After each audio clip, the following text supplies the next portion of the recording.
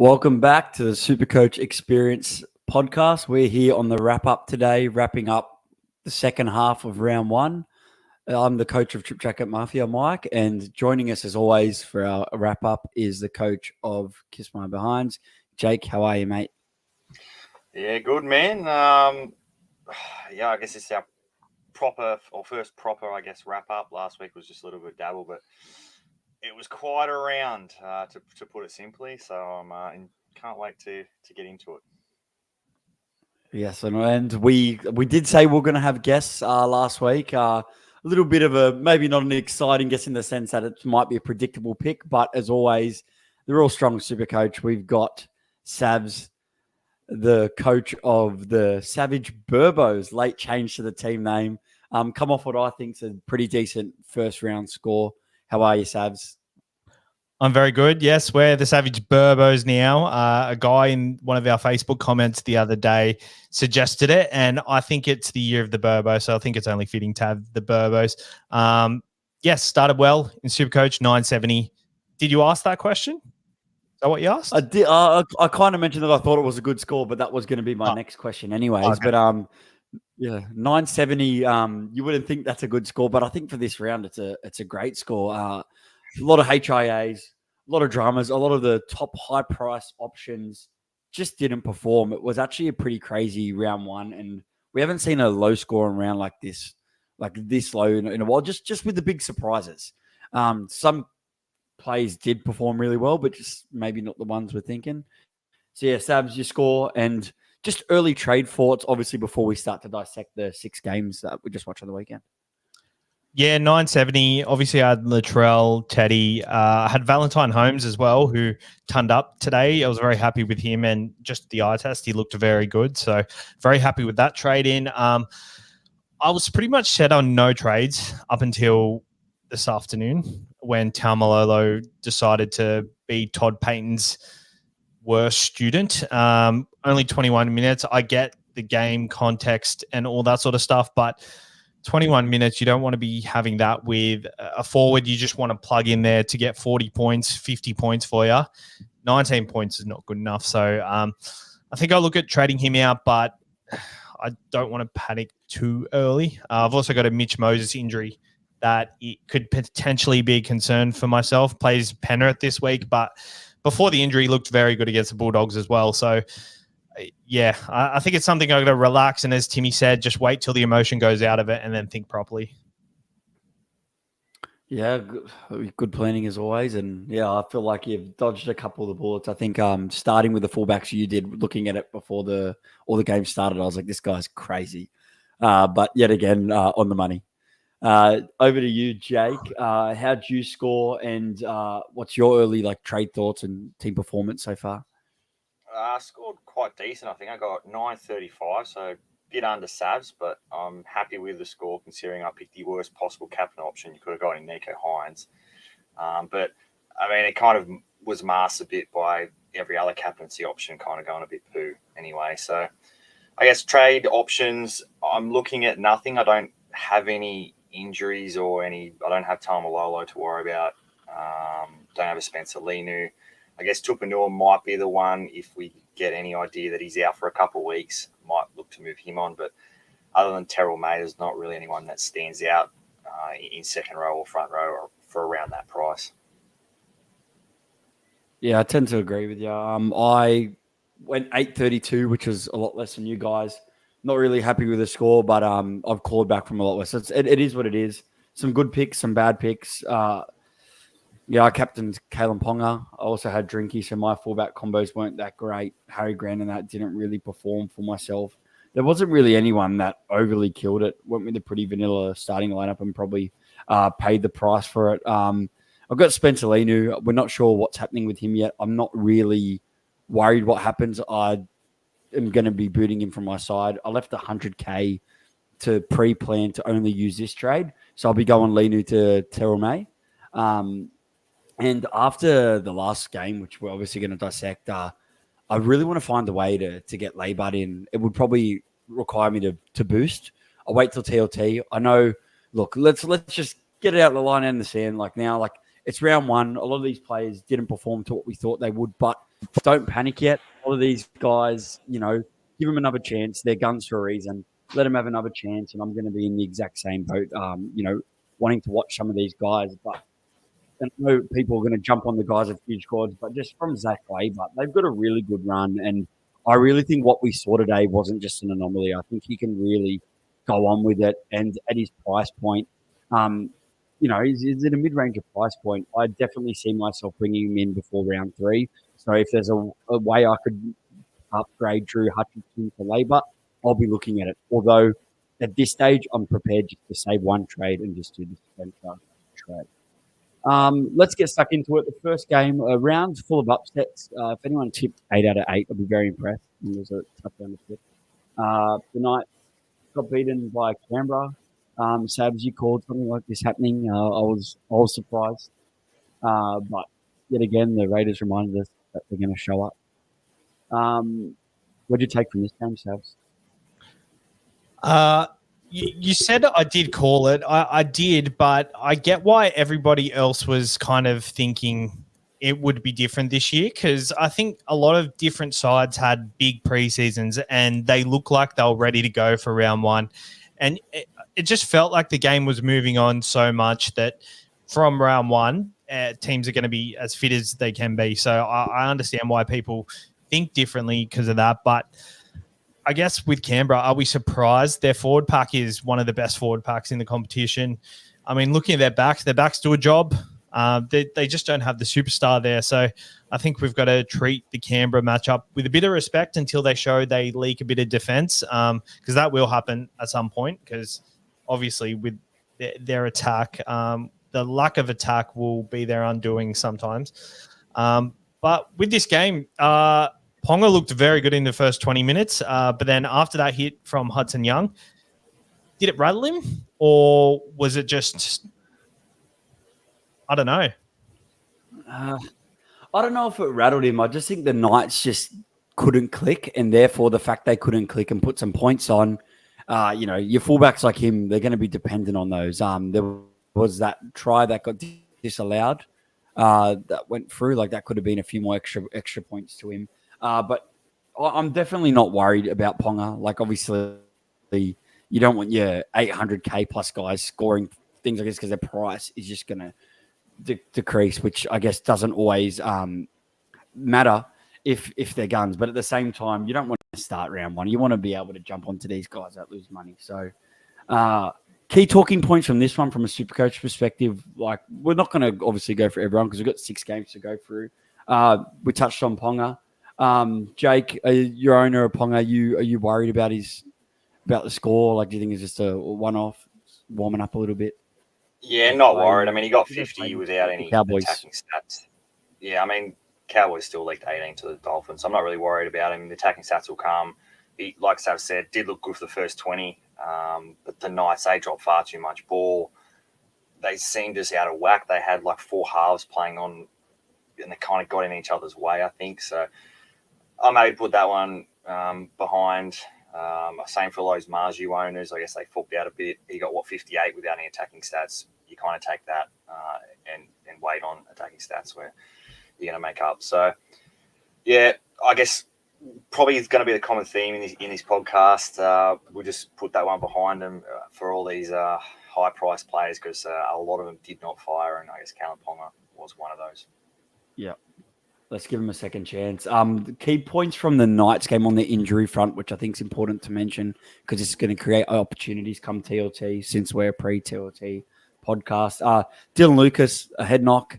Also maybe a bit of an injury too. There's whispers around him. I'm not 100% sure what's happening, but there is. We need to watch that come TLT. And also Inari Tuala. Didn't he have an injury as well? Was it? He does have an injury. Pretty sure. Tom Jenkins is tipped to come in next week. Yeah, Tom Jenkins, or they could do a reshuffle. The impact of that, we got to see Kai Pearce-Paul come on when Dylan Lucas come off, and in his limited minutes, managed to put together 43, and I just couldn't get over on the TV screen how big this guy is, and it's only a matter of time till he goes over the try line. Sabs, I know you're high on Kai Pearce-Paul. What's your thoughts on him, and hoping he obviously, gets his moment to shine and can increase the minutes that he already had for round 1? Kai Pearce-Paul scored 43 points in 40 minutes. He only played 40 minutes. Got a comment here from Lyle Ord. KPP looks the goods. He does 40 minutes, and he pretty much scored exactly what all the other mid-rangers scored and more than some this week. So he's only going to get more minutes. He's only going to get more confident in Australian conditions. I think there's only a matter of time before he hits that 80-minute mark. And it's not going to be clear when that happens. It's going to be a thing where he gets big minutes one game and everyone's going to be like, shit, we need to get him next week. So I think he's the type of guy, if you go early on him, you're going to be rewarded. I like what I saw just because he's so tall and he'd run and his arm would just reach over the next person to offload. Like, that's just how tall he is. And, I just like the look of him.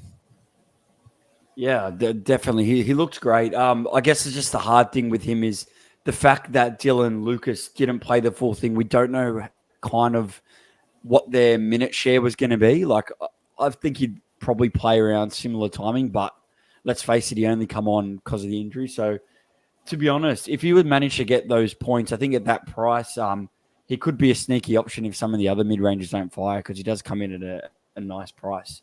The last night I do want to talk about is Greg Marzhew. Didn't score a try. Obviously comes in as the most expensive centre wing. Managed to get 59 points, a lot of it base. There was a little attack points there, but as per usual, we saw the tackle bus and the extended amount of runs that he gets. Jake, what do you think of Marzhew? And I guess you're hoping that some of these scores continue so we can get him a little bit cheaper because you're going to need him at some point. Yeah, absolutely. I mean, we'd prefer something a bit lower than what a 59 that he got. But, he just got through so much work, base stats, which you kind of want out on the attacking stats that he will get. Yeah, he's going to be a dangerous watch for the next couple of weeks. But hopefully he does have a few more lower games and we can get him at a bit of a discount. Yeah, well, here's to hoping. Over to the Raiders. A lot of obviously cheapies. Interested to see what happens come TLT when Chris returns. Assuming Albert Hoplado probably shifts to one of the wings and seeing if Kotrick or Savage hold their spot. But the guy, another guy coming over from England, and didn't he just give Sean Fenson vibes? How good was Morgan Smithies? Managed to get 58 points and just got through so much work. Played, I think, 70 minutes maybe? He went off for a HIA, come back and just absolutely killed it. So unsure, if he would have played the 80 minutes without the HIA and also with the horse due to come back. Hopefully still keeps up those minutes. I guess that's the only question mark with him, but looks like a pretty safe play for now. All of us own him, I'm assuming? Yep. Yeah. Perfect. And let's flip over from the cheapie front. Ethan Strange with a 28.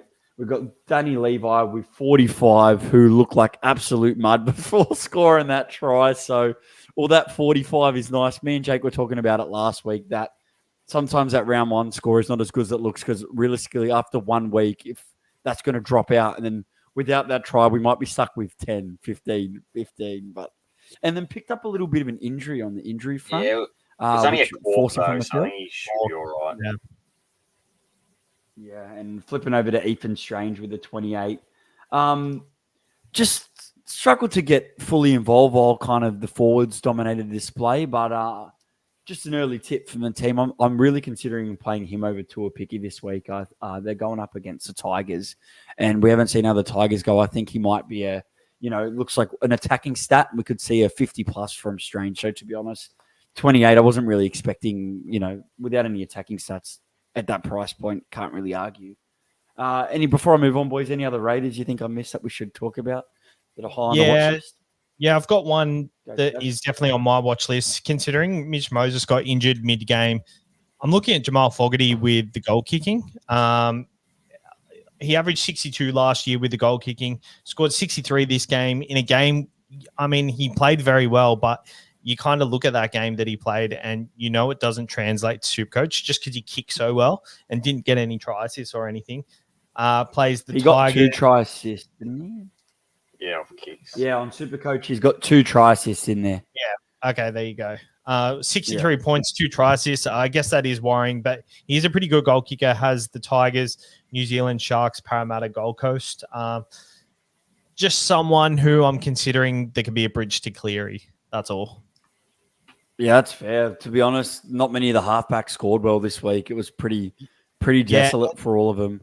And the main reason is in that side, he's the most senior guy. So the ball goes to him when he wants it. So I kind of like him, but it's a bit yuck, isn't it? Like you could go someone like Luke Brooks in a better attacking side, but behind that forward pack and being the main guy, like there should be plenty of points on offer when the defense is a bit weaker. Yeah, 100%. Let's move on to Warriors and the Sharks. First half, with how hot the Warriors started to go, the Sharks are in trouble here. Jake Sharks managed to claw it back, and yeah, it was a pretty decent game to watch. Obviously, the key points will go over from the Warriors first. Fanua Blake, he's just going to be an option yet again. Comes in at a very stacking price, but man, the one-on-one plays, the little guys don't stand a chance that close to the line. He's going over. 103 from him. Looked fantastic yet again. And at some point, I definitely, we're not going to go past anyone wanting to run Fanua Blake as their gun forward. Cheapies, I know you were pretty high on one of them early on, Sabs. Tua Picky, what do you think of him in the actual game? And managed to get 49 points. Thought process behind him. Yeah, he looked really good. Lots of tackle busts with him.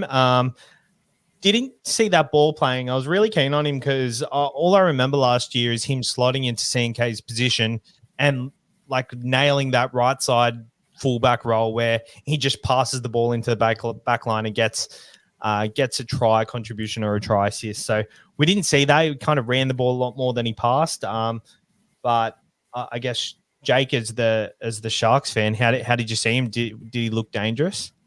Oh, mate, absolutely. Him and RTS, I'm sure we're going to get to him, but they both, every time they got the ball, they just looked deadly. Tackle busting, they move so well. And like Mocky kind of mentioned at the start, I thought the Sharks, it could have easily been like 30-0 after 20 minutes. Like we had no ball. The Warriors looked good. We did well to hold on. And then second half was like role reversal. The Warriors couldn't hold the thing. So we managed to come back and get the dub. So I'll take it. But Fanua Blake, phenomenal. He's probably the tip of all the front rowers, I think, over the weekend. We kind of expected him to, regress a bit from his try-scoring bonanza that he had last year, but it looks like it's going to be an exact repeat. Just going back to Tua Picky, for people that don't own him, looks like we had a bit of an update on CNK that he will be back for round 4. If you didn't start with him, would you purchase him, Jake? I didn't start 49, with him. No, I don't think so. Unless another one of your 270s to 300s get injured or disappear, get dropped, then you can maybe go him because, he's only one injury away from, being in the side. And he's going to get, I guess, one price rise at least. So I wouldn't be going out of my way and getting him after just the one game where he's probably not going to be playing him after round 4. He's definitely not worth a waste of a trade, in my opinion. The Warriors have Melbourne and Canberra in the next 2 weeks. So how many attacking stats is he going to get over them 2 games? Like, not much. I think the fact that we've started with him, we've taken the risk of potentially a small or if not no price rise. And it's looking like we're not going to get too much out of him. It looks like we'll get a little bit, but ideally we want longer. I wouldn't be wasting a trade on him when there's someone like Jacob Gagai, who a lot of people didn't start with, that we can get, or even, Kai Pierce-Paul putting your Jamin Salmons or Ben Trebojevic up to your center wing. Yep, both good plays. RTS, very highly owned, managed to get a 46. I thought he looked really good during the game and looked like he's only going to get better. Dished up about 46 thanks to updates. Lyle has another thing here with everyone happy. I'm happy with what I saw. And I definitely think he's only going to get better. Once those attacking stat comes, if Roger scores a try, he's the kind of guy that's going to give you 75 points. And I think the Warriors will open up.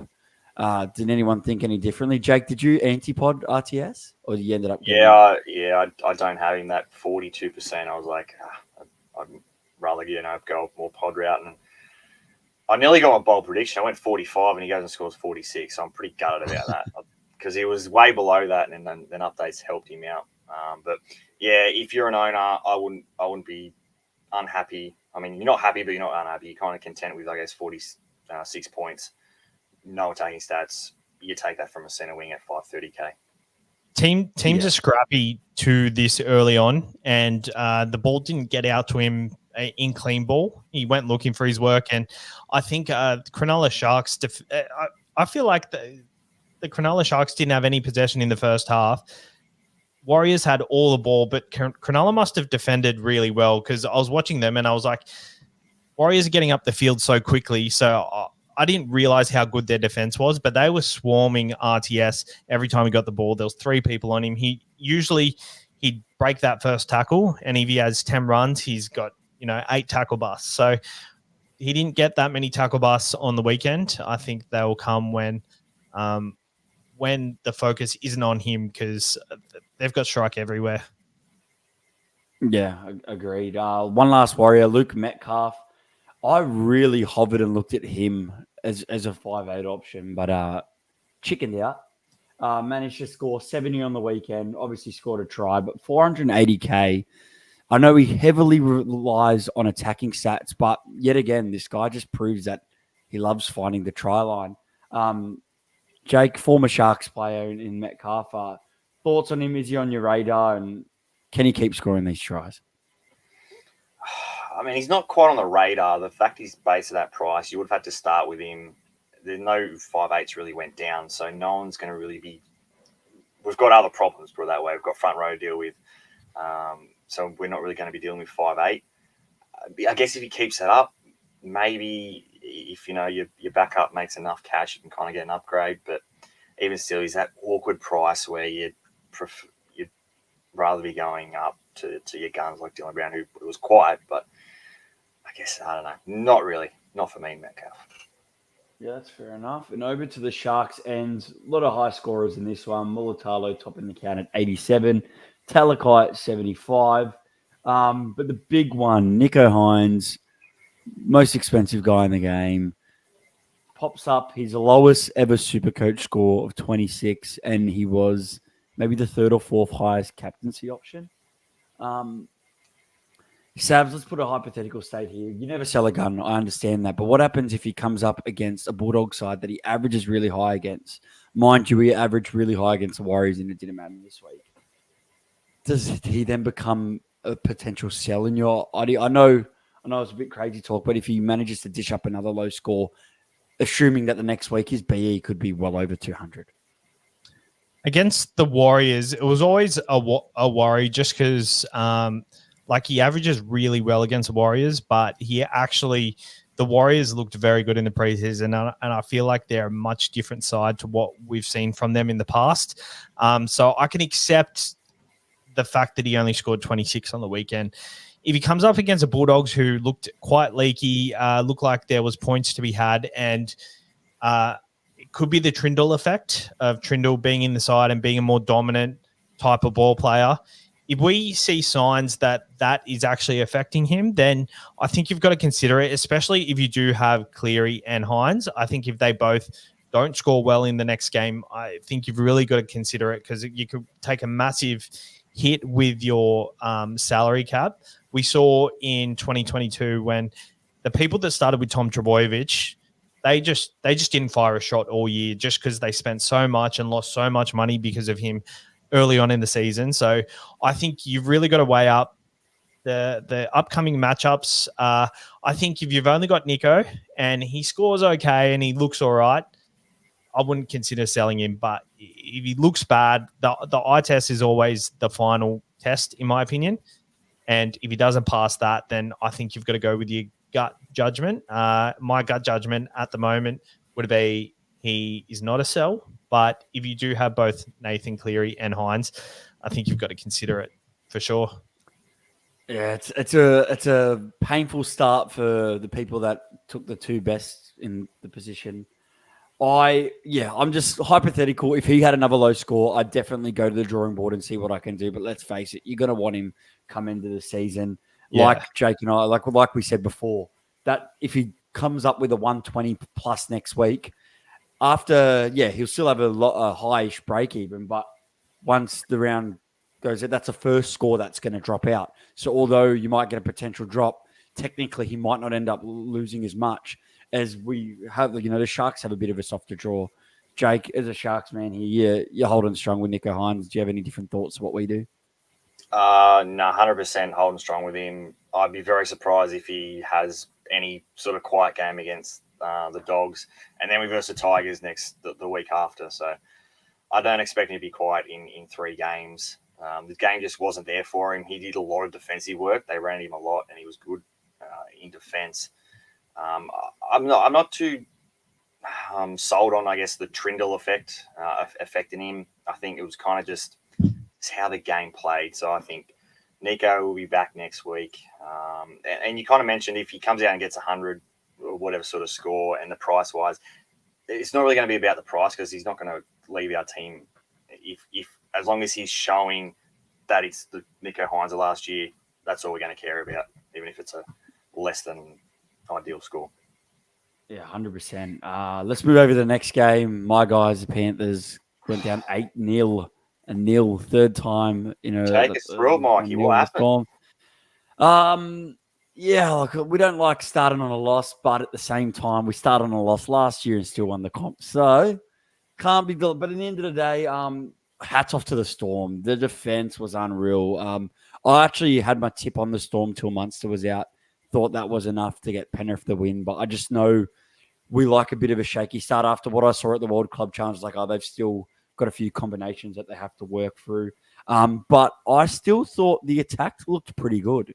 Attack was good, but they just lacked icing it, and there was too many silly errors. But they're going to get better, and once they click, they're going to be a force yet again. Before we talk about Penrith, because I thought Taylor may, but we'll go over him when we talk about Penrith because we'll talk about the Storm first. But I thought he was the best player on the field in the losing side. Melbourne Storm, they were topped by Alisi Katoa, 66, who looked pretty good in base. Harry Grant, a bit disappointing with a 49 for the highest expensive hooker. In the end of the day, no attacking stats there. Went off for a little bit of a breather. I'm not. Look, I know me and Savs had a bit of an argument before to Robson versus Harry Grant, and at this stage, I'm 1-0 against Savs with that take. But 49 isn't as bad. I guess the stinger will be the fact that he has around 4 bye. Savs, chime in because I know you're eager there to chime in and give your 10 cents. The Harry Grant one, there's no. I think he scored 49, did nothing. Like, as a hooker, he's the only hooker that's going to do that. Like, all the other hookers are going to score 35 to 40, not play 80 minutes. I think the fact that he did play Penrith round 1 and has a bye in round 4, taking a low score in this game and no score in round 4 outdid what I thought Robson can do in the first 4 or 5. So that's why I went with Robson. But it's exactly what you expected from Harry Grant. 49 doing nothing. Next week, he'll probably do 2 try assists and score 80, 90 points. So I can't be laughing right now because you're going to put it in my face next week when Harry Grant ends up on 99 points or something like that. The most scariest thing is I wish Danny Levi saved his try for the round 4 because I'm going to have to play him or I'm going to have to loop. I'll be definitely looking at a loop round 4 and utilizing Harry Grant that way. But obviously, let's forget there was 1 try scored in this game. So that's why the highest score in this game was 67 by Isaiah Yeo. So it was a game where SuperCoach-wise, nothing spectacular happened. So I think from both these sides are really good attackers. So it's going to come for sure. Low light, Ryan Pappenhausen with a 30. Still, he looked pretty good. He didn't look as quick as what he did in the trial and from last year. And Joe Chan, who come into everyone's side with just how cheap he was, dished up a 24, which kind of stung. This is Howie. Thoughts on Pap? I don't like what I'm seeing, Jake. Howie, by the way, Howie is our resident Hudson Young late mail guy. He gives us all the Hudson Young news. Must be good, mate. Well, speaking of Hudson, I thought he was fantastic on the weekend. Yeah, he was very good. But back to Pappenhausen. One game against the best defensive team in the comp. I wouldn't look too into it. You kind of picked him. He's a discount on the other fullbacks who a lot of them kind of scored around similar to that anyway. So I had Ponga 50 and Drinkwater's got 43, I think, today. So I wouldn't look too much into it. There was like one line break in the entire game. So I would just wait until this week where he probably goes out and gets a couple of attacking stats and try assists. Are you sure there wasn't two? I'm pretty sure Taylor May had two. Oh, well, one each, sorry. Ah. It was a very quiet game. Yeah, it was very quiet. Let's go to the other side of the field, the Panthers. He only had one. I swear he had two. Who? There was one where he busted up the middle in the first half, and then the one, oh, wait, no, because that was an obstruction, so he wouldn't have got paid that. Okay, don't worry. Moving on to... Oh, sorry, Sabs. Go. No, you know that last play? How it got called obstruction? Yeah. And Taylor May set up the try for Sonny Luke. That wouldn't have been given a line break because the obstruction was called before that. So that's what I was thinking. Sorry. Yep. Going over to, obviously, the first guy I want to talk about is the Panthers. Nathan Cleary, 912K. Dishes up a score in the 30s to keep the bucking trend going with Ponga and Hines. By the end of Friday, it was crazy. I was like, oh my god, this is a killer SuperCoach round. I don't think any of us here started. Did any of us have Cleary?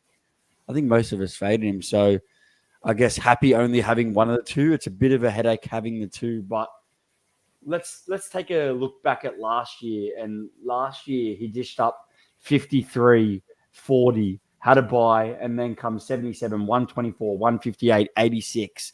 So Cleary started slow the past couple of seasons, then just goes bang. So I guess the catch side this year is their draw is tough, and then they go into a round 6 bye.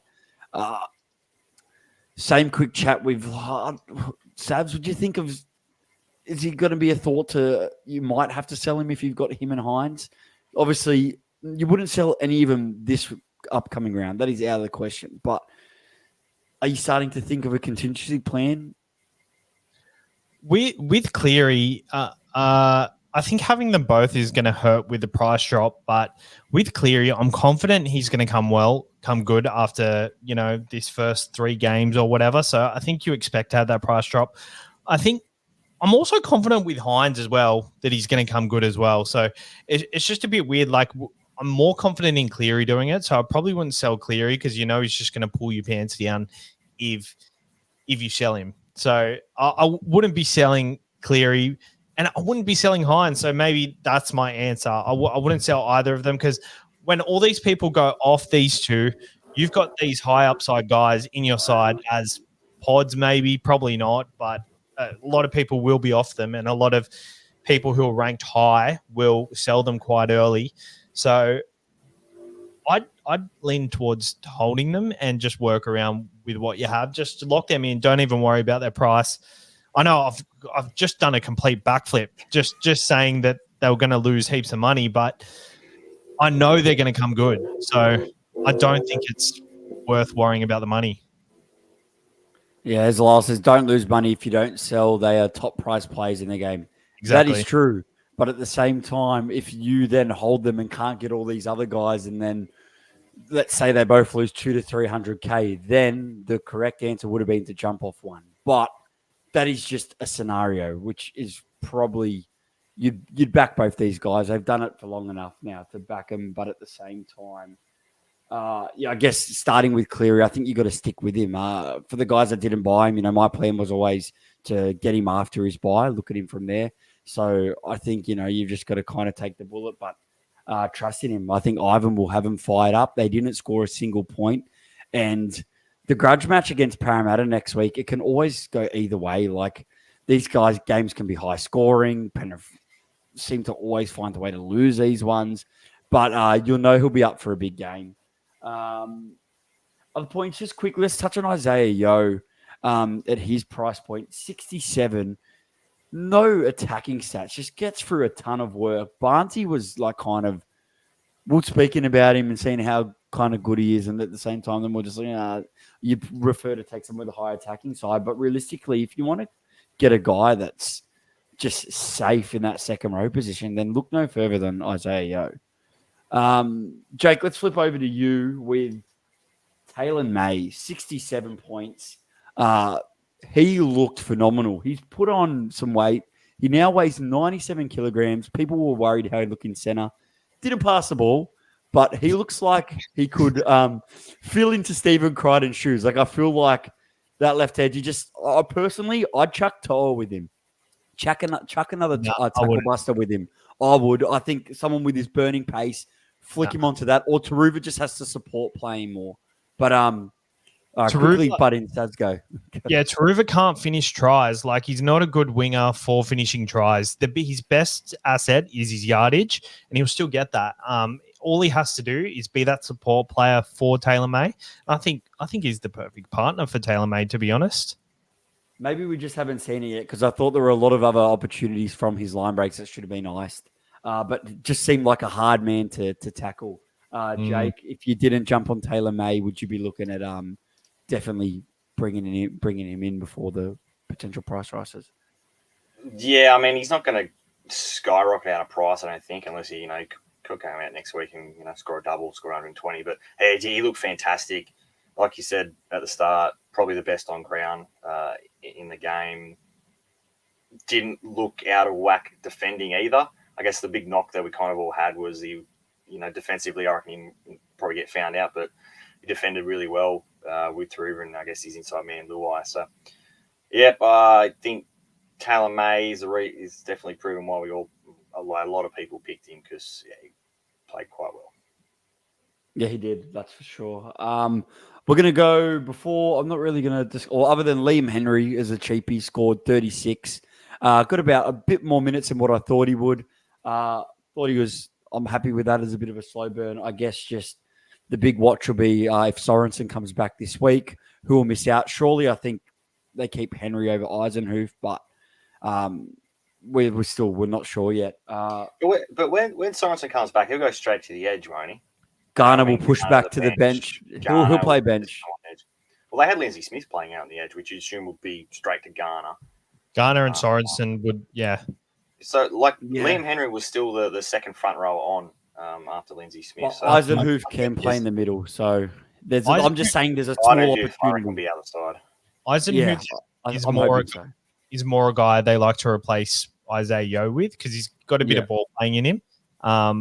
I like the look of Henry. I'm glad I started with him, eh? Yeah. Solid, just meat and potatoes, just hard runner. And he'll get better too. He'll get more minutes. Yeah, I think of all that price range front row, I think he's probably the best one. He looks like it, eh? Just quickly, Mikey, before we do move on, you were talking about Isaiah Yo, 67.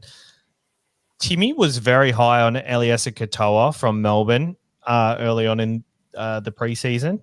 Eliesa Katoa, 32 points in tackles. He got a line break assist and 20 points in hit-ups. So that's, he got like 55 points in base and base attack. And then he got that 8 points. 58 points in base and base attack. I think he's going to be a premium option this year, eh? 100%. I think after they finish their bye, he's definitely one that you want to pin on the watch list. And, he could be a top shelf option, because I feel like the mid-rangers all did pretty average this week, a couple of them. So realistically, if you went in a strategy where you took a gun, I think you'd be in a pretty decent position. Before we do jump to the Eels, we're about halfway through. I do want to try and speed up a bit, but if you didn't tune in last week, I brought in a little quiz show that I'm going to do with the guests each week. Jake got 3 out of 5 last week. I think at the halfway point, let's knock it out the way rather than do it last. I'm just going to fade you for a sec, Jake, while we ask. We'll see if you can beat your score. All right. We'll keep it at the 3. Yeah, I was seeing how that would look. All right. Okay, multiple choice. You got 5 questions, Sabs. You don't have a time limit. All right. Obviously, if you go too long, I'll fade you out. All right, here we go. I've got them pre-ready today, so I don't screw up. All right. What year did Lewis Brown debut with the Sea Eagles? It was it 2016, 2011, or 2001?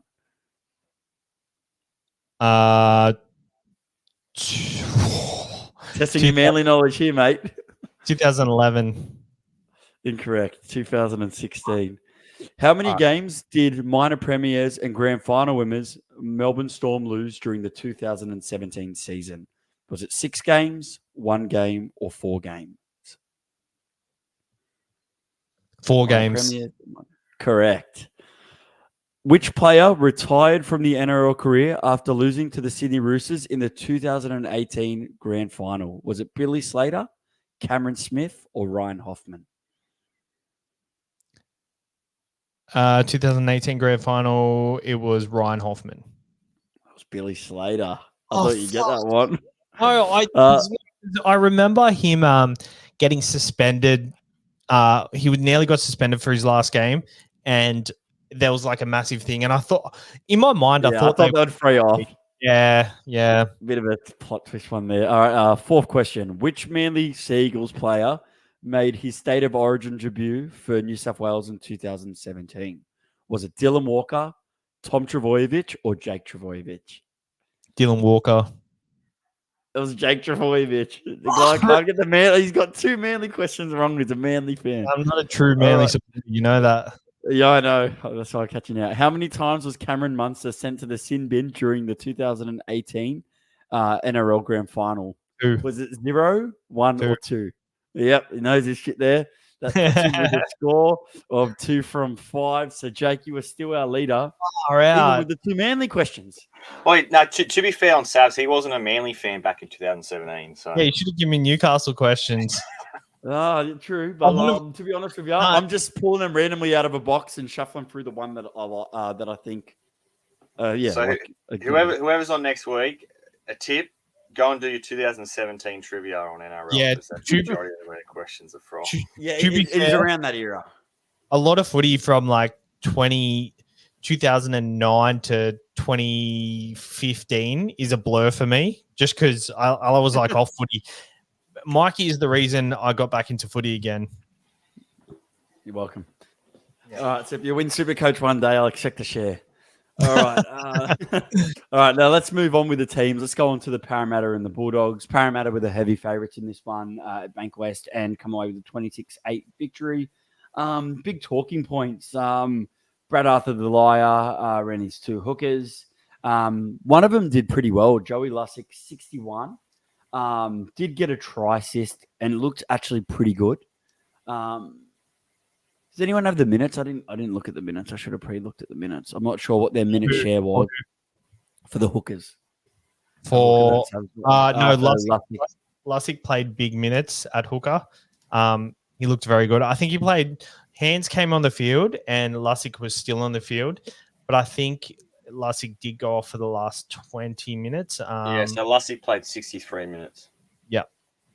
But Lussick looked really good. Like, I think last year when he came in, he wasn't really match fit for the NRL. Like, he played Super League. You don't really need to be NRL fit. I think they'll edge towards Lussick being an 80-minute hooker because Hands hardly played hooker until that last 17 minutes. Yeah. So I think he looked pretty good, and he should definitely be on the watch list for your second hooker position. Obviously, like him to repeat it again this week. Other popular option, Sean Lane, 41, played the full 80, I'm pretty sure, which was a surprise with their bench. I thought a lot of people did decide, or not a lot, but I know a few big super coaches decided to fade him at the end just because they were worried that Kelma Tuolangi was going to eat into his minutes. Sabs, I know you were kind of looking not too happy with that. Sean Lane, like, what's your thoughts? Like, I know you said before that you're looking at maybe darting him. Yeah, it was that. I think because I had the idea that Kelma Tuolangi was going to come on and spell him for minutes. He was someone I was looking at selling before the weekend anyway. And then he come out and he didn't look that good. I think he's definitely a hold. But he is someone that, when you think about it, he had one breakout year in 2022 and that's it. So maybe he's the kind of guy who that was his 1 year, and maybe we're expecting too much of him. Like 43 is pretty much his career average. Like, is that what to expect from him in the future? Just depends at how good the Eels shape up. We're hoping for him and Dylan Brown to reconnect. And, let's be honest, he crashes over for a try that game. Then you're looking at 70, and all of a sudden he's undervalued. So I guess you kind of hold the front with him for now. But at the same time, I feel like if there was someone like KPP, you could jump to him to make the 100K if you really wanted to. Jake, over to you with the halves. Mitch Moses and Dylan Brown. Dylan Brown with the 54. Mitch Moses with a 33. Scored about a minute in the... Like, he was on 30, like, very quickly. And then the last 60 minutes scored about 1 to 3 points. 1 point. There you go. 1 point. Yeah, did get a bit of a niggle. But... Yeah. I was about to bring up the groin injury. So he did finish the game, but did nothing when he got injured. Kind of just went to Gutho's and Brown's team, or his Cartwright. They moved Cartwright to the middle. He was kind of playing a bit of a ball playing a lock. And didn't kick goals, mind you. Handed that over to Gutho with the groin complaint. So that's a watch, I guess, for Moses owners, which I believe you are, Savs. Yeah, I am. He looked very good in the first 20 minutes, but as soon as that niggle happened, Gutho took over. He just directed. He didn't do much after that. Gutho, I was like, I saw them. He wasn't doing much one attacking set, and I saw they were taking the 2.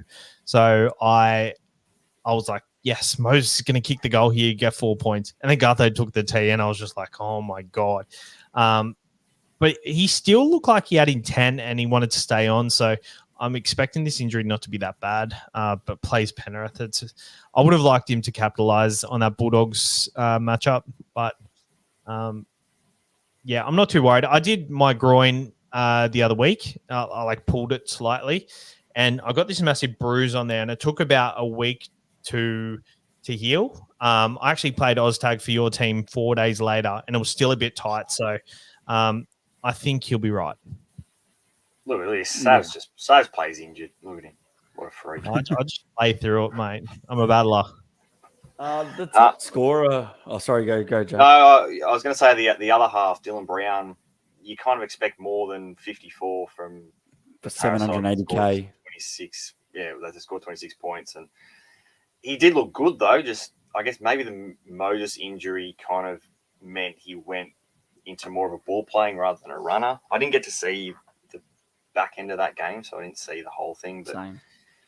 Not ideal, but of all the halves, none of them really stood out. So we can take Dylan Brown for that one. Yeah, I saw the game. I saw the game, and he pretty much scored 45 points before that try assist, or a bit less than that, but because it was a non-line break try assist.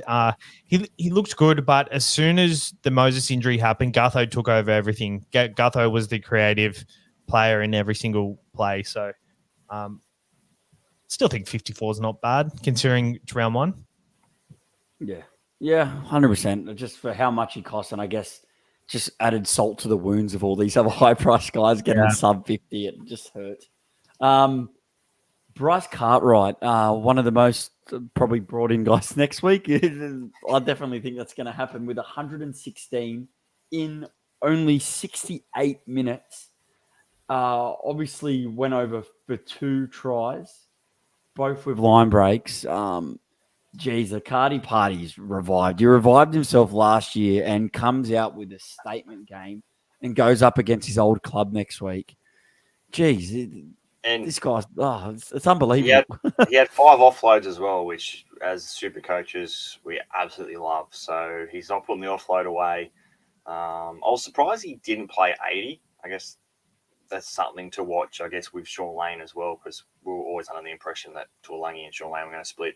I mean, if Sean Lane's going to be playing 80 every week, I know Savs didn't like him, was a bit of a plotter, but I didn't start him under the assumption he wasn't going to play 80. But if he's going to play 80, I'm looking at possibly even bringing him in before, I guess, a price rise. So one to watch, I guess, for Para. I'm sure Brad Arthur will do something completely different next week. Yeah, it'll be. Yeah, that's the thing. He might start playing roulette with his forward rotation because there's so many of them. So I don't think he's locked into 80. That's for sure. Let's move over to the other side, the doggies. a little bit. I expected a lot of these guys to score a bit better. Let's just pump through these guys quickly. Salmon played 80 minutes and only scored 29 points at lock. That is He moved to dog the edge, shit. though. He was playing both edges. Yeah. After the Yeah, first true. half hour. Still, but reminding everyone of his low work rate. No, he was on 25 points up until that Josh Adokar injury. He had to go out to center and he scored like nothing after that. So I'm actually pretty happy with him. I've got him in my side, and 25 points after 25 minutes. If he kept that up for the whole game, he was looking for a good score. So I'm definitely not panicking with him. He's someone to just hold tight on because I think his role will be a bit more obvious. Although it's a bit shit that Kurt Mann's not the one going out to the center, not him. But I guess they've got Josh Curran who can play lock as well. So yeah, it's well. Yeah, the Bulldogs are a weird one too. Their bench players like Kurt Mann come off and played 53 minutes. Curran come on and played 63 minutes. While their starters in Fa'amausili only played 20 minutes, and Max King, we thought his minutes would be increased, but it wasn't the case. He come out and only played 42 minutes.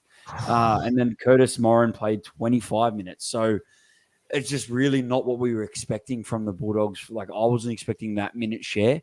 Fa'amausili wasn't as surprising with the low minutes, and Curran kind of increased. But at the same time, Curran scored okay. Like, he scored 52.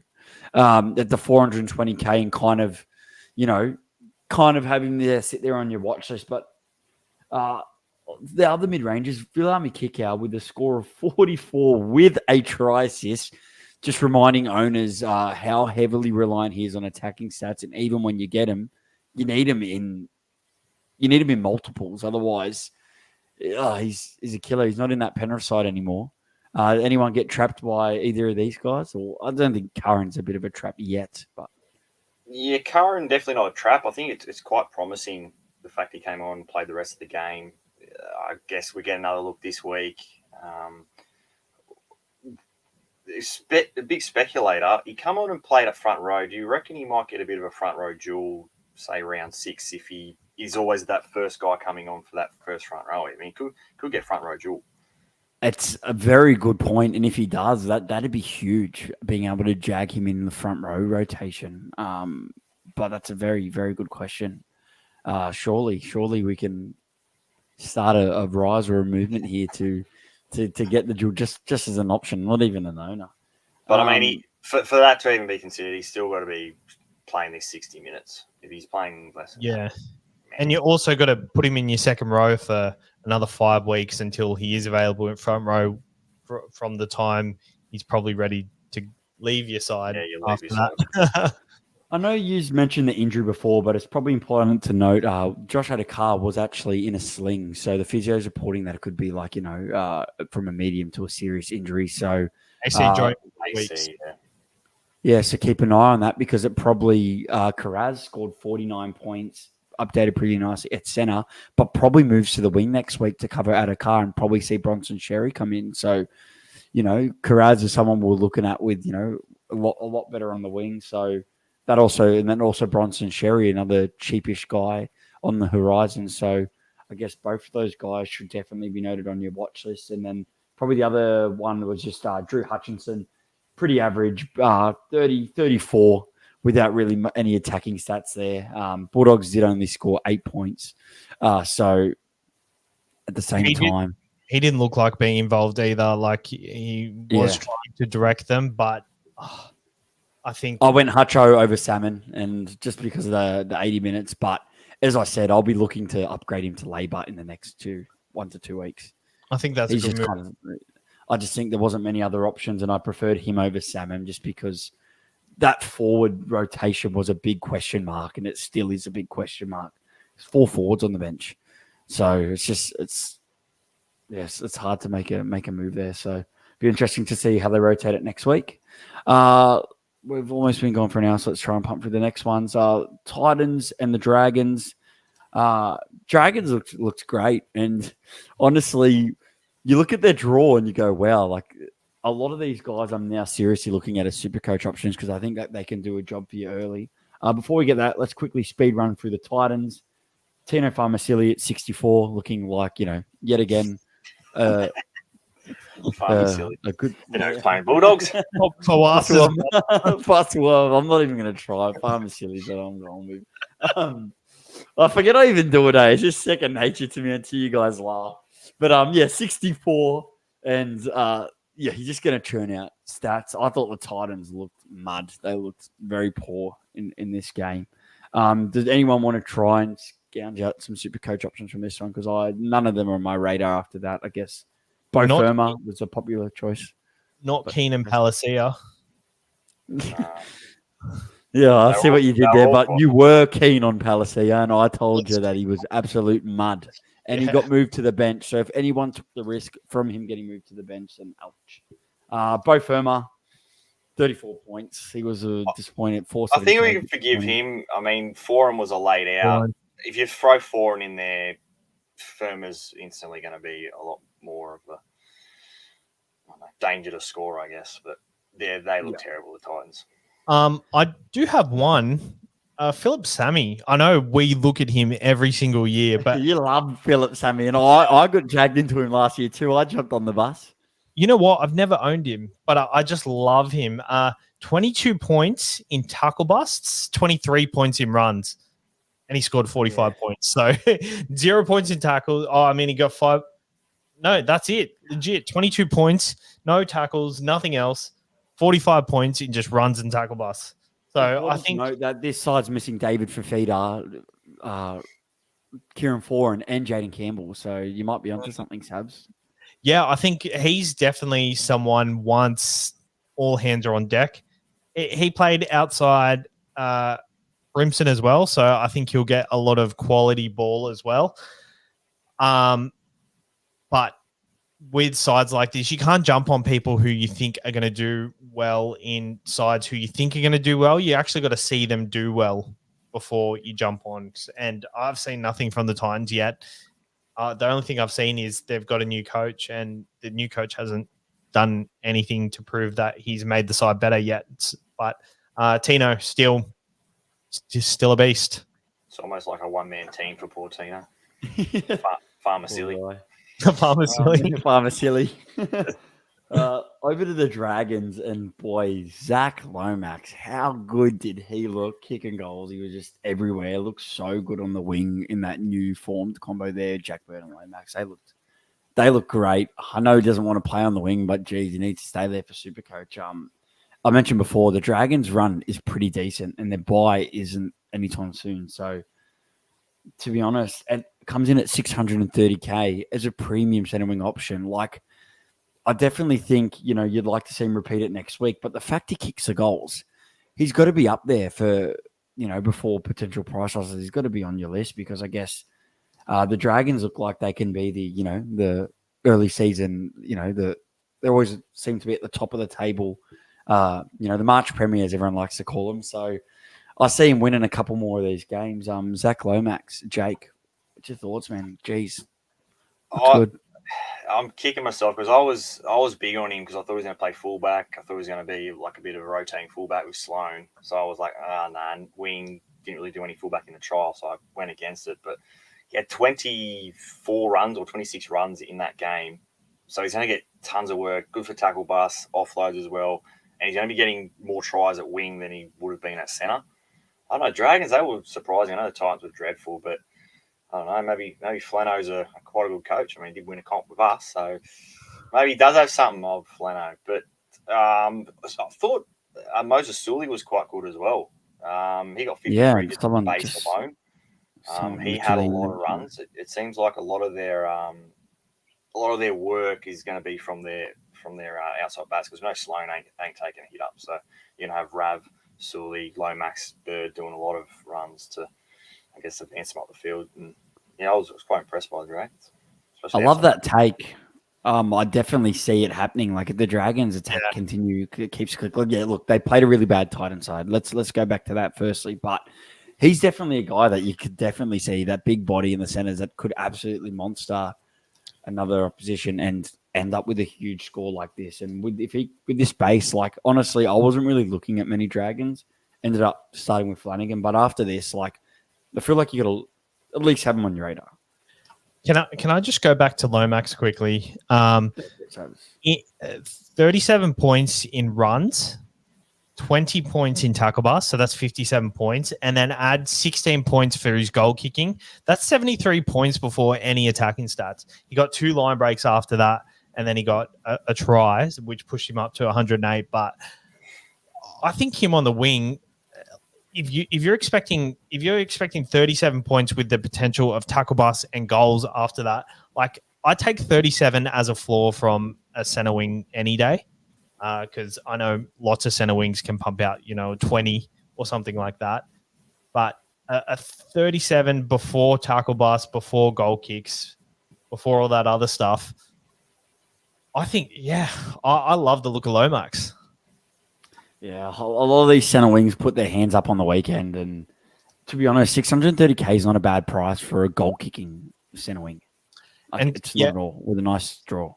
Sully is 480K as well, so there's a lot in that price range now, and it felt like throw some more at you. Kyle Flanagan at 300K, 58 with a try. Jacob Little, 71 at a cut price, like a mid-range option. I think 440, 450, whatever he is. Set up a try. He looked really good.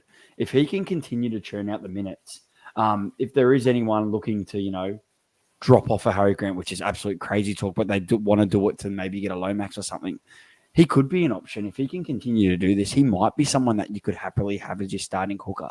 Or if you really like a build where you have 2 hookers that you can play, then I don't mind Little as a backup too. So props to the guys that rested and started with him. And let's pass over to you, Jake Fella, Tal Mariner, and Tom Eisenhoof. Tom Eisenhoof with 59. Tom Mariner with 86. Tom Mariner looked awesome. It's like, why the hell did they even buy Lucy?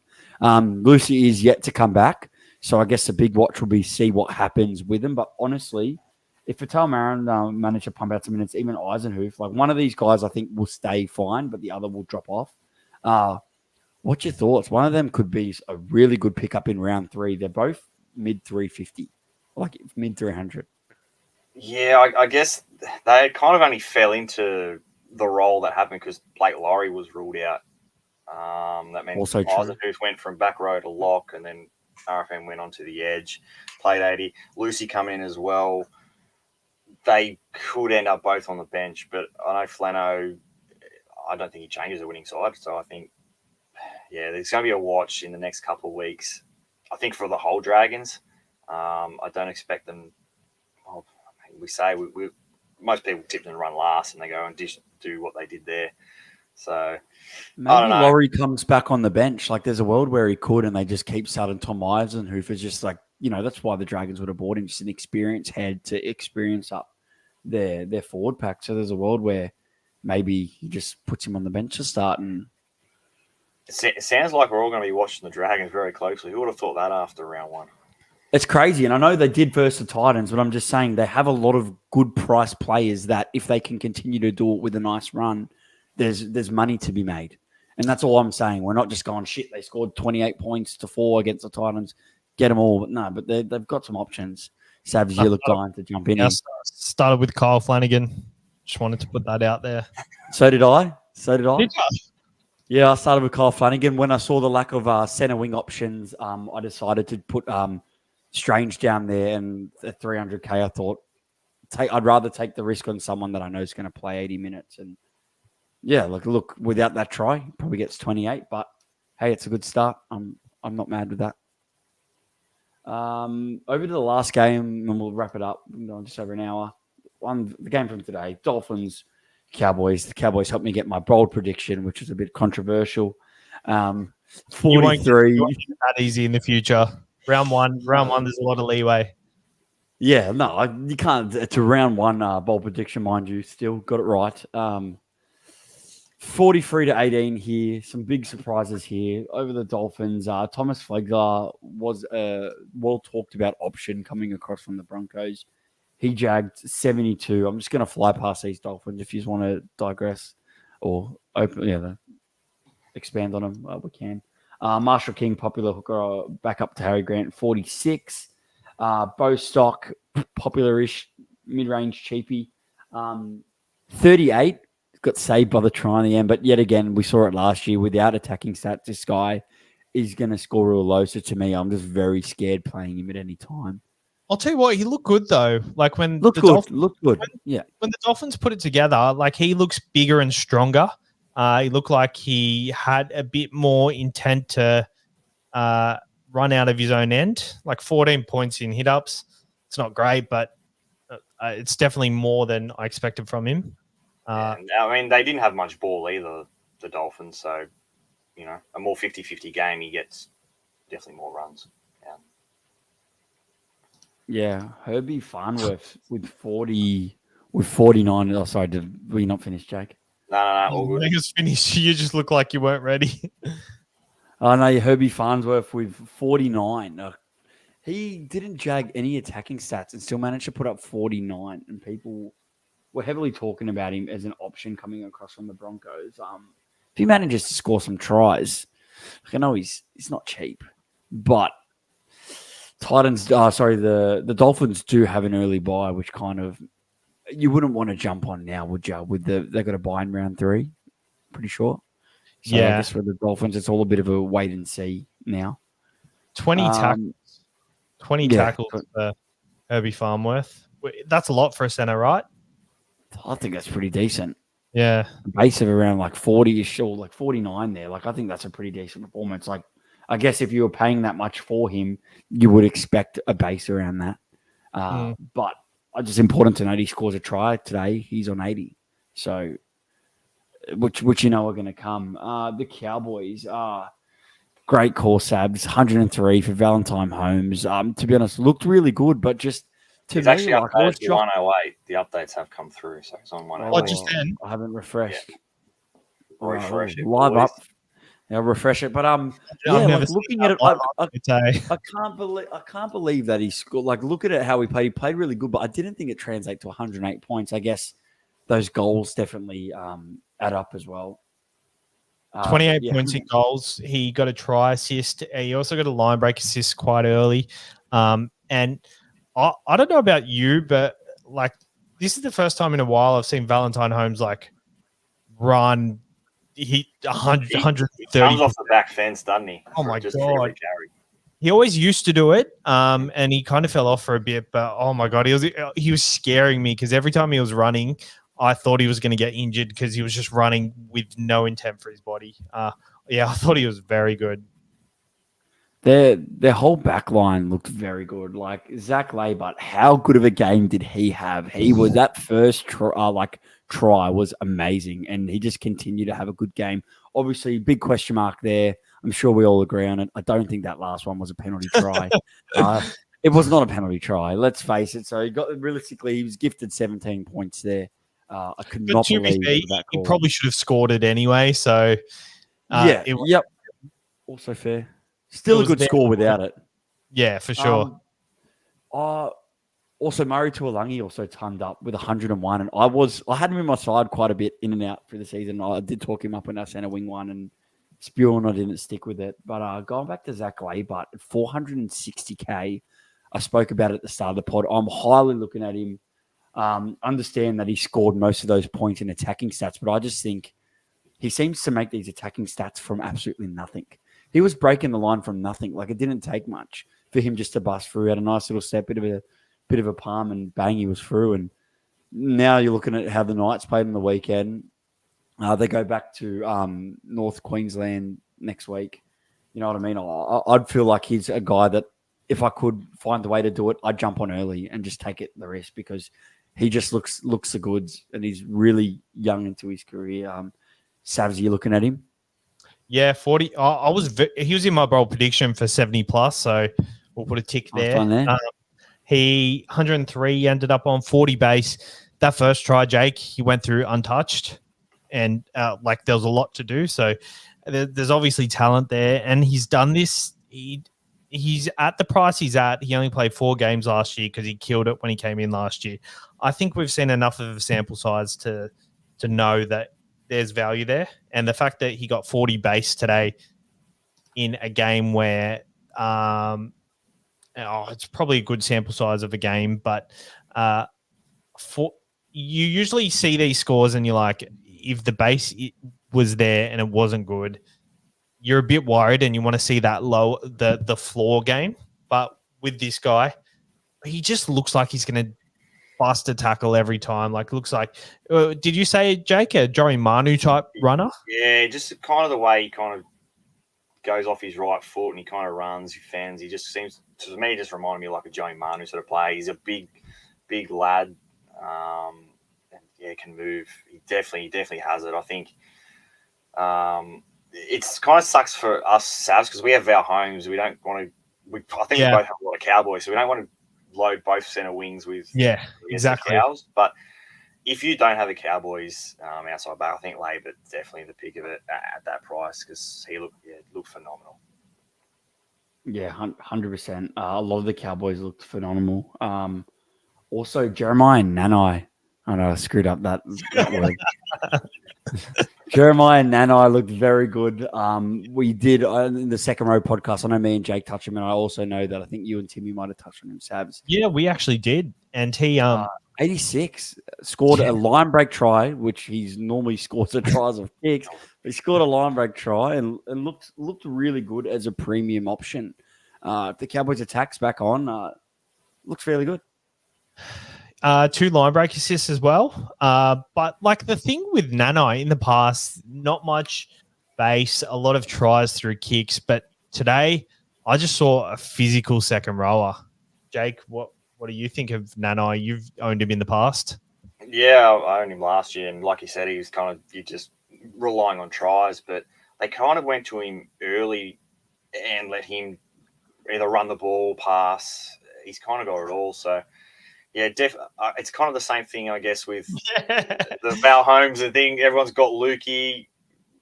Everyone's team could have like 8 Cowboys by the end of the next couple of weeks. But Lukey, I think, looked good. It had HIA in there.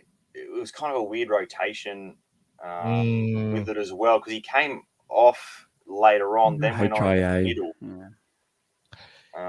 Did he go in the middle because there was a quote saying that Taumalolo didn't come back on because he was put on ice because of the situation of the game? So did he play middle? A good point.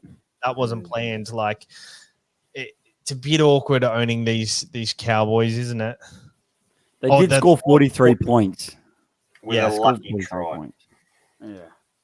So with the 43 points, a lot of the scores are going to be higher. But yeah, their run isn't bad, and they're in Queensland for like the first 5 weeks. I'm pretty sure they don't really leave, so that's also an important thing to note. Scotty Drinkwater. Quickly, I've just noticed it. Sam McIntyre at 238,000. He actually looked really good, and he scored 46 points. Yeah. I didn't realize it was that cheap. So many Cowboys, nor did I. But again, that it could be the Taumalolo thing. Yeah. Like Cotter, they put on ice on the second stint. So watching really closely again tonight's next week. Yeah, for sure. But at that price, definitely look. Considering that the rest of our cheap options were pretty poo. So I always thought, like when I heard the word Sam McIntyre, I always thought plotter. But I watched him today, and he actually looked really good. He played like Cotter because Cotter went off. He came on. He was playing exactly like him. So yeah, a bit of ball playing about him. And they were really high on him in the preseason. They were saying pre-game that he's got a bit of ball playing in him, and when he comes on, he'll play that role for Cotter. So they're big on him. And took McKaylee's spot in a sense where we thought McKaylee might drag that bench spot. They trust in McIntyre and proved his point. So Scotty. 49 minutes. Sorry. 49 minutes. That's all right. Yeah, 49. That's a lot. I guess you'd want to watch again for him. But Scotty Drinkwater, my guy, let me down today. A score of 40, and he's on 48 for 850,000. Yeah, a little bit disappointed. Actually surprised in updates. I thought he might get 1 to 2 line break assists for that Kyle Laybutt for that try assist that he got. I thought they might give it to him as he threw cut out 3 guys for Laybutt to then step and go through. I thought that was worth the 8 points. Obviously, hasn't got an update, so I really did thought he was going to go up to 60. But either way, with a scoreline like this, he was heavily pounced on by players and the tactic, and they were looking to go elsewhere to trick him. And really wasn't expecting that. I went Drinkwater over Tom because I thought he would be the focal in attack like he was at the end, and it wasn't the case this game. Am I worried as an owner? What am I looking to? No, 8% ownership. I'm still happy to. I think the Knights could potentially be a good matchup for him next week, him versus Ponga. And with how many, the Knights leaked quite a few tries to Canberra. I think if Cowboys play well, there'll be a lot of attacking stats up, and I'm willing to give Drinky another chance. I guess with the fullbacks, a good maybe point to bring up is, and I go, don't ever trade a gun. But with the plethora of options we have, I would be more I know you love the fullback roulette, Sabs. I think I'd be more intended if, Ponga and Drinky aren't hitting it and Tom and that are. I'll jump off to another gun because I think you could lose from 50 to 100 points not having the right fullback. And although you might say it's a bit of a waste of a trade, but going in a sinking ship, compare it to the Cleary Hines cells. They don't have as much competition where the fullback, there's, look at on the weekend, there's 6 or 7 big gun players that, are going to be turning up on the regular. So does anyone tend to agree that, the fullbacks you can't be as patient with if they're not scoring well at that price? Jake? Yeah, 100% you hit the nail on the head there, because there is other options where halfback we don't, that, yeah, if one guy is eye test wise is killing it, involved in everything, and say, Drinkwater has another quiet game next week, then yeah, I can see, going a bit sideways, I guess, to jump on the guy that's got the hot hand, 100%. And the Cowboys' good draw is now. So if he's not capitalizing with the good draw, I think that's when you got to move on to the guy who has the next good draw. And do you have Ponga in your side at the moment? Yeah, I got them both. Yeah, in your situation, I'm pretty sure Manly have a very good draw from round 3. So you'll want to kind of look at Tommy after that. So after round 3, Manly they've got Parramatta round 3, St. George, Penrith, Warriors. Okay, it's not that good. No, it's not where the Cowboys and the Knights both look all right. But yeah, at the same time, it more so just be, there looks like a lot of options to come through. And although you don't want to pounce on round, the first option, we get to do some trades.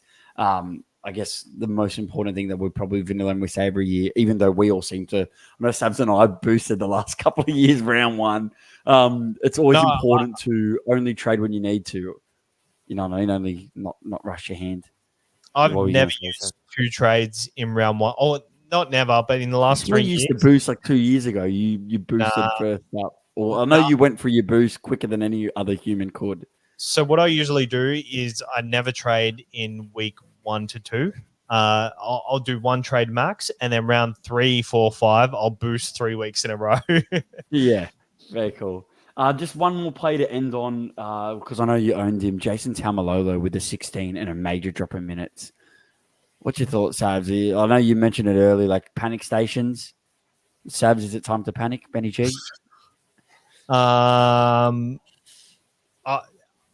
I think buying him was the panic because I didn't know who else to go to at that price. I couldn't afford Flegler and I didn't want Palacia. I was actually kind of liking the Taumalolo buy the first 20 minutes. I was like, okay, he'll come back on and play 30 more minutes. He just didn't come on in the second half. I think he's a sell because you can't have that in your side. And he's going to lose money initially anyway. I know the first score is the most irrelevant, but I don't think you can have that in your side. It's but I don't know who to go to. I'd go him to Terrell. I know you can't, Sabs, but potential other people. I'd go to Terrell if you didn't own him. I'm pretty sure Monday after lockout is going to be a max sell on Lolo. Majority of people are going to go to Terrell May. You have Terrell May. What other options out is there that you're looking at? I've been looking at Josh Kerr. Josh Kerr came off the bench, played 41 minutes. Yeah, he scored a try, but he scored 40 without the try. So if you can pump that out for me at that price, that's not too bad. But I don't want to roll. Plus, he looked good. He ran hard. So that's what I liked. But looking at Corey Jensen as well, obviously inflated minutes with Pia Kura with the HIA. But I think he was going to step up this year anyway with the omission of Tom Flegler. So there is value in Jensen, but I'm not sure how much value. He's probably the one I'm looking at the moment. Yeah, Just to get me, 40, 50, hopefully 50. But I'll take 57 any day of the week. I think that we've been going for about an hour 20, so I think that wraps us up on the Sunday wrap. I guess we're gonna have to try and be a bit quicker because we're gonna have this is only 6 games. 6 games, but thanks for tuning in on a Sunday, Sabs. Thanks for coming on with your busy schedule, and catch Sabs and Tim back in the studio next week on Tuesday for TLT.